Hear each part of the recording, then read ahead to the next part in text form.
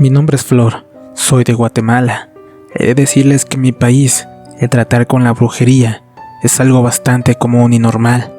Muchos de nosotros confiamos en un santo llamado San Simón, el santo del puro y el alcohol, el cual es muy famoso en mi país, quien usamos para problemas de salud, dinero y amor, así como milagros también.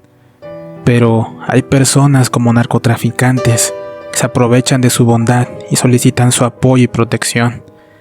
Tengo familia por parte de mi padre y madre que son brujos, pero lo que mucha gente no sabe es que si tú trabajas la brujería y te apoyas con un santo, como en el caso de San Simón, tienes que guardarle respeto, es decir, no puedes casarte por la iglesia ni tener una relación seria con nadie. Pero por desgracia, mi madrina, quien era la que tenía un don especial para la brujería, no guardó ese respeto hacia ese santo y tuvo consecuencias terribles para ella y su familia. Mi madrina vive en un pequeño pueblo de Guatemala.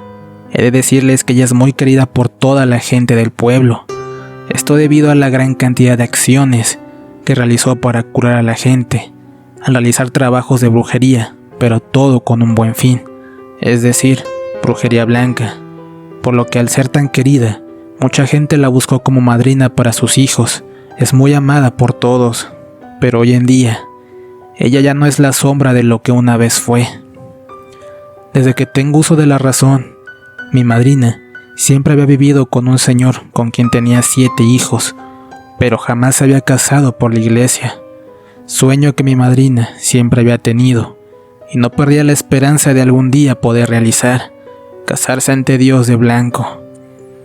La primera vez que llegué a visitarla, tenía yo tan solo 12 años de edad. Aquel día llegué con mis padres a la casa de mi madrina, pues nos quedaríamos algunos días junto con ella. Al llegar, pude ver una gran cantidad de personas afuera de su casa, haciendo una gran fila. En ese entonces, yo desconocía a lo que se dedicaba, por lo que le pregunté a mi padre la razón de tanta gente. Él simplemente me dijo que mi madrina estaba curando a toda esa gente.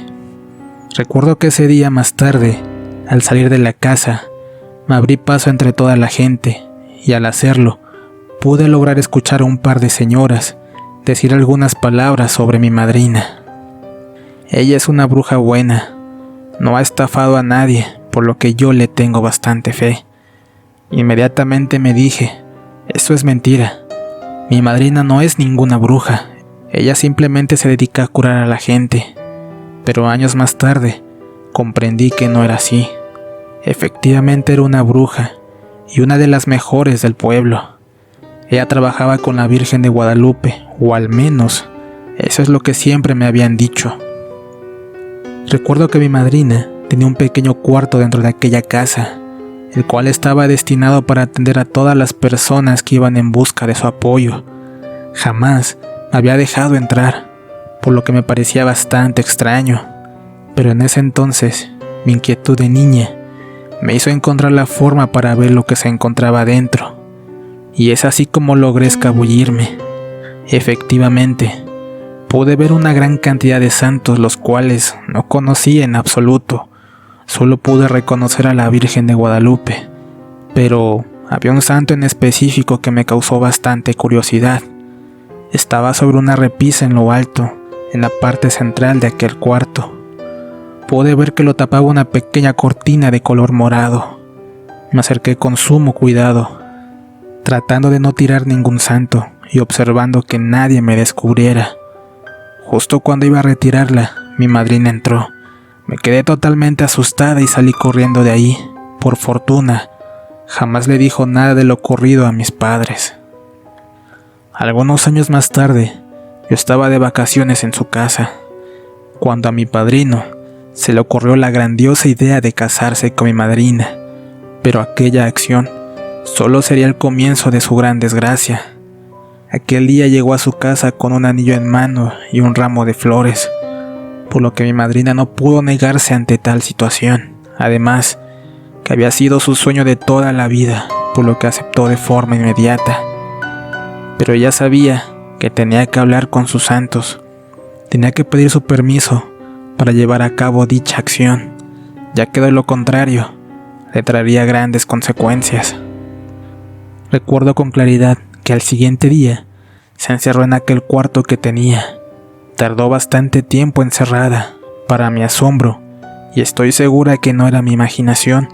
Se lograba escuchar cómo hablaba con alguien, y por asombroso que pareciera, se escuchaba una segunda voz de un hombre, la cual no se le entendía palabra alguna, más que simples susurros. Mi madrina comenzó a llorar, diciendo que tuviera piedad, que era el sueño de toda su vida casarse por la iglesia.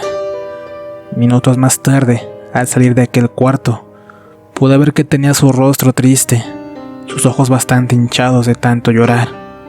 No era necesario preguntar cuál había sido la respuesta de sus santos o de aquel santo, que desde entonces yo comencé a imaginar que no era la Virgen de Guadalupe, sino algún otro santo más, por lo que pensé que sería San Simón, ya que muchas brujas trabajan con él. Recuerdo que cuando salió dijo unas palabras bastante preocupantes. Dijo que no se podía casar, o de lo contrario, perdería todos los dones que había obtenido y caería un castigo sobre ella si llegaba a desobedecer tal indicación. Pero mi madrina hizo caso omiso. Ella quería cumplir a toda costa su deseo de casarse, por lo que ignoró toda advertencia. Así que a los pocos meses se llevó a cabo la ceremonia. Recuerdo que se veía hermosa, llevaba un gran vestido blanco y por supuesto, toda la gente del pueblo estuvo presente.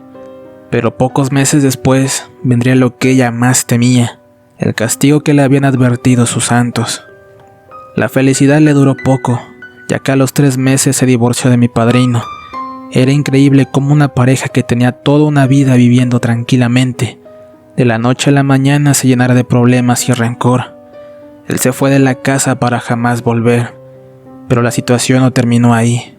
A mi madrina le comenzaron a dar extraños ataques, convulsiones para ser exactos. Primero eran esporádicos, pero pronto se volvieron constantes. Era verdad. Yo en un momento había creído que lo que habían dicho sus santos había sido una total mentira. Debido a sus problemas de salud, ella dejó de hacer brujería y de curar a la gente. Rápidamente se esparció el rumor por todo el pueblo, que no se cansaban de decir que todo era por haberse casado. En una ocasión le preguntó a una de sus hijas: «¿Sabes? No entiendo por qué mi madrina tiene ese castigo. Es decir, ustedes me dicen que ella trabaja con la Virgen de Guadalupe. No puedo creer que sea ella la causante de sus desgracias». Pero ella simplemente se quedó callada y cambió de tema. Fue entonces cuando solté una pregunta que no me había atrevido a decir nunca.